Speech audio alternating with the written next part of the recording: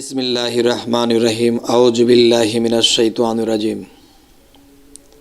হে সমস্ত ধর্মপ্রাণ ভাইরা এবং সে সমস্ত তরিকত জগতে যারা আছেন সকল ভাইদেরকে, সকল বোনদেরকে আমি আরও একটি আলাপ করব।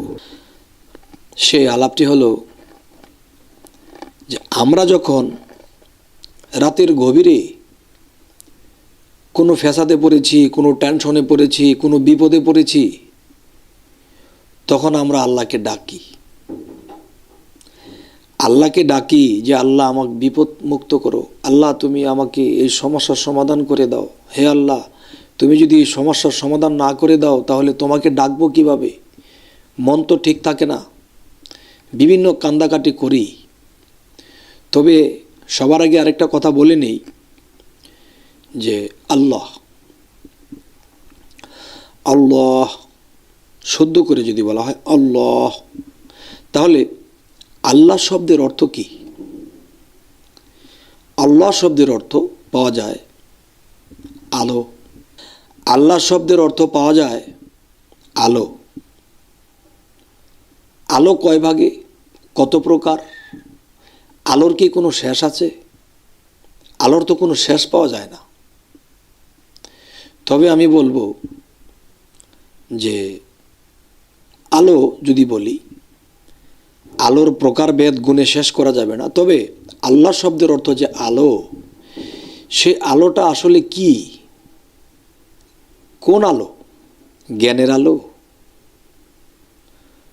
নাকি বাতির আলো, নাকি অন্য কোনো আলো বোঝানো হইতেছে?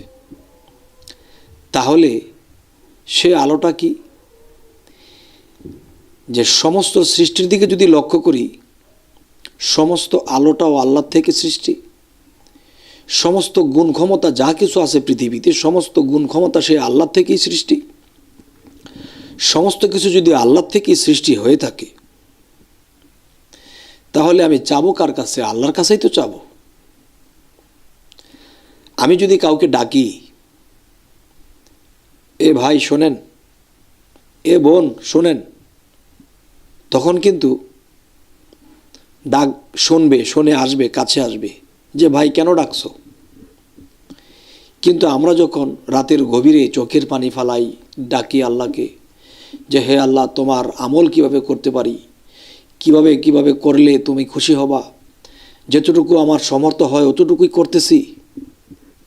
কিন্তু দেখা যায় আমি যে ডাকি, আমার ডাকে তো কোনো সাড়া পাই না।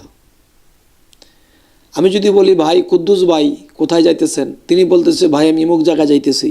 তা আল্লাহকে যে ডাকি, আল্লাহ তো কখনো এরকম বলল না। যখন আমি বলি মা, মা বলতেছে বাবা কি বলো, বাবা বলো। কিন্তু আমি যে আল্লাহ ডাকি, আল্লাহ কি আমার ডাকে সুমুখ দিল? তাহলে ডাকি আল্লাহকে, সুমুখ কে নেয়? আমি যখন আল্লাহ বলি, তখন আল্লাহ আমাকে বান্দা বলে ডাক দেখ বা বন্ধু বলে ডাক দেখ, তাকে আমি শুনেছি না দেখেছি? তাহলে বিষয়টা কি? সৃষ্টিতে সমস্ত প্রাণী জগতের মধ্যেও যদি যাই, আমি একটা পোষা বিড়াল, পোষা কুকুর, পোষা গরু বা এ ধরনের প্রাণীকেও যদি ডাকি, ডাকে সাড়া দেয়, আসে। তাহলে কোরআন খুললে, হাদিস খুললে পাওয়া যায়, আমি যদি আল্লাহর দিকে এক হাত রওনা দিই, আল্লাহ দুই হাত আসে। আমি যদি হাঁটিয়ে যাই, আল্লাহ আমার দিকে দৌড়ে আসে। আর আমি যখন আল্লাহর দিকে দৌড়ে যাই, আল্লাহ আমার দিকে বাতাসের মতো আসে। তাহলে আমি যে ডাকি, তো আমার ডাকের শব্দ আমি পাইলাম না। তো যে আমি যদি বলি আল্লাহ, আল্লাহ তো বলল না হে বান্দা কি বলিস, কি দরকার তোর? তাহলে সারা জীবন ডাকলাম, আমার মাকে ডাকলে সুমুখ দেয়, কোনো ব্যক্তিকে ডাক দিলে সুমুখ দেয়, কিন্তু আমার আল্লাহ তো একদিনও সুমুখ দিল না। তবে দেয়, তবে দেয় যদি কেউ দয়া করে আমার এই কথাগুলো নেয়। সেই কথাগুলো হলো, আল্লাহ বলেছে যে কোরআনে আরেকটি আয়াতে বলেছে যারা আমার পথে, আল্লাহ বলতেছে, যারা আমার পথে সাধনায় আত্মনিয়োগ করে আমি তাকে পরিচালনা করি। তাহলে এই পৃথিবীতে যদি আমরা ঘুরি, ওলামাগণ থেকে শুরু করে যারা এলেম শিক্ষা দেয় এবং যারা আল্লাহর পথে মানুষকে ডাকে, কিন্তু তারা একটা কথা বলে যে নামাজ পড়ো, রোজা রাখো, হজ জাকাত দাও, এরকম। কিন্তু কোরআনের মধ্যে আসছে যে আল্লাহ বলতেছে, যারা আমার পথে সাধনায় আত্মনিয়োগ করে আমি তাদেরকে পরিচালনা করি। কিন্তু সেই সাধনাগুলো কিভাবে করতে হয় এই বিষয়গুলো তো আমাদের জানা হলো না। যেমন বলা হয়েছে সাধনার কথা, এই সাধনাগুলো করতে পারলে আল্লাহ তাদেরকে পরিচালনা করে। আল্লাহ যদি পরিচালনা করে তাহলে আমার ভয় কিসের? আল্লাহ আমাকে চালাবে, আমার পরপারের তো কোনো ভয় নাই। তাহলে সূরা কাহাফের 17 নম্বর আয়াতে আল্লাহ বলছে, যারা আমার সুপথ প্রাপ্ত না তারা কখনোই মুর্শিদ পাবে না। আর এই পৃথিবীতে যারা মুর্শিদ পায় নাই, আল্লাহর কথা অনুসারে তারা সুপথে নাই।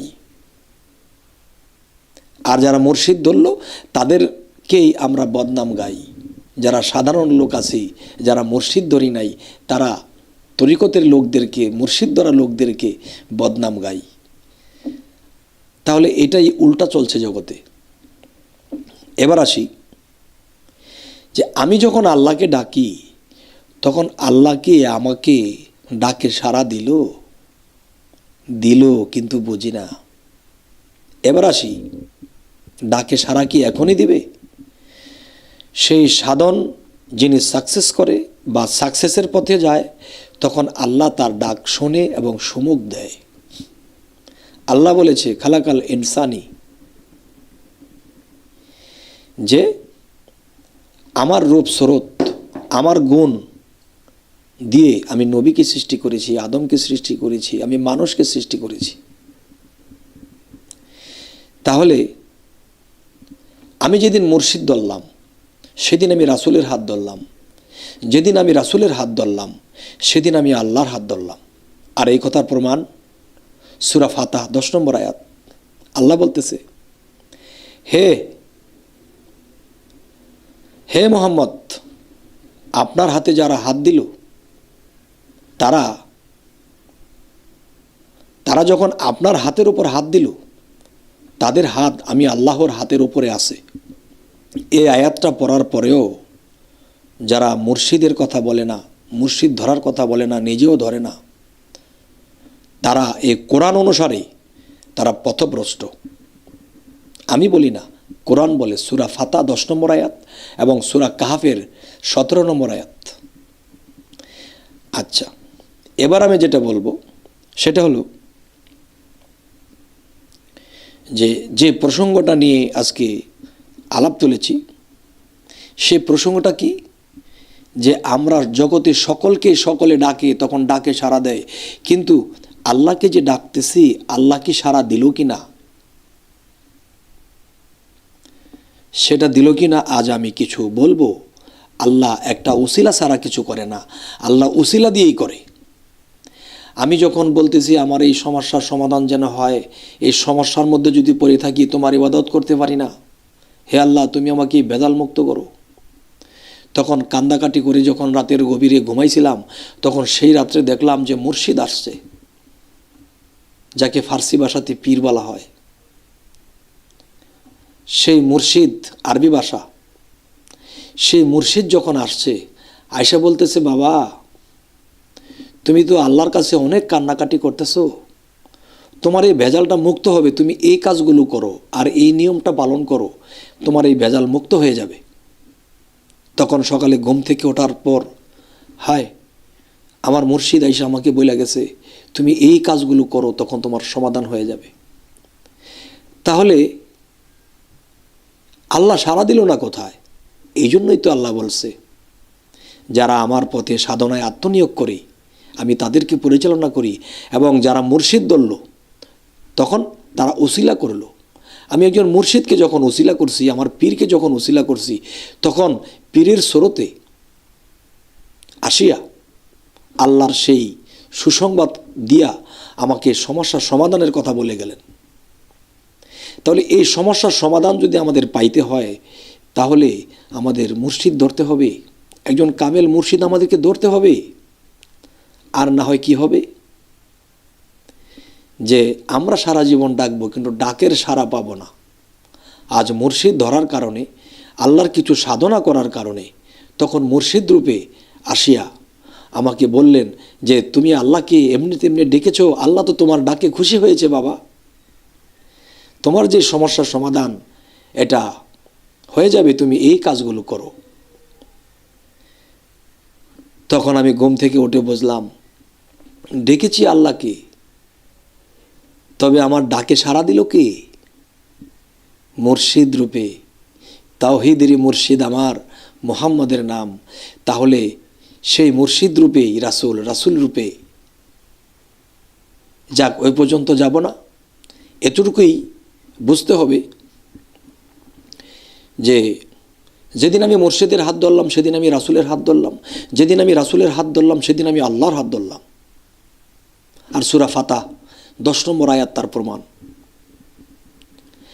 তাহলে আমি আজকে যে কথাটা বলতে চেয়েছি, এই কথাটা বলেছি। জানি না জ্ঞানী গুণী যারা আছে তারা কি আমার কথাটা কতটুকু নিলেন বা নিলেন না। যে যদি মনে করেন যে আমার কথাগুলো ভালো লাগে নাই বা যুক্তিসঙ্গত নয়, তাহলে আমাকে কমেন্টে জানাবেন। আমাকে তো শুধরাতে হবে। আমি যে সব জানি, সব পারি, তা তো না। যদি আপনারা একটা হাদিস বা একটা কোরআনের রেফারেন্স দিয়ে যদি বলেন যে ভাই তোমার এই কথাটা তো ঠিক হলো না, তাহলে আমি যদি শুধরাই, তাহলে আপনারও সওয়াব হবে শরীয়তের ভাষায়। তো আজকে যে মূল উদ্দেশ্যটা, যে আমরা যখন ডাকি আল্লাহকে সুমুখ দেয় কে? তাহলে মুর্শিদ যদি আমরা না ধরি, তাহলে আল্লাহ সুমুখ কিভাবে দেবে? তাহলে কথা যখন আমি মাইকে বলি, তখন প্রকাশ হইতেছে মাইক দিয়ে। এখন আমাদের মাইক নেই, তাহলে আল্লাহ যখন কথা বলবে আমার কানে পৌঁছাবে কি দিয়ে? মুর্শিদের মুখ দিয়া। আল্লাহ কথা বলবে আরশ আযমে বসে, আর সেই মাইক রূপে মুর্শিদের মুখ দিয়ে আমার কানে পৌঁছাবে, আমি শুধরাবো এবং সেই নাম ডাক শুনলাম। যখন ডাকলাম আল্লাহকে, এসে গেল মুর্শিদে, মুর্শিদ আমাকে পথ দেখায় দিল, বাবা তুমি এই করো, তোমার সমাধান হয়ে যাবে।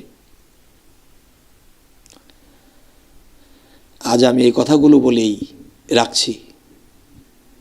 আরেকটা কথা হলো যে যদি আমাদের এই চ্যানেলের কথাগুলো আপনাদের ভালো লাগে, তাহলে আমাদের আর শত শত ভিডিওগুলো করা আছে, তাহলে সাবস্ক্রাইব করুন, আমাদের বাকি ভিডিওগুলো পেয়ে যাবেন।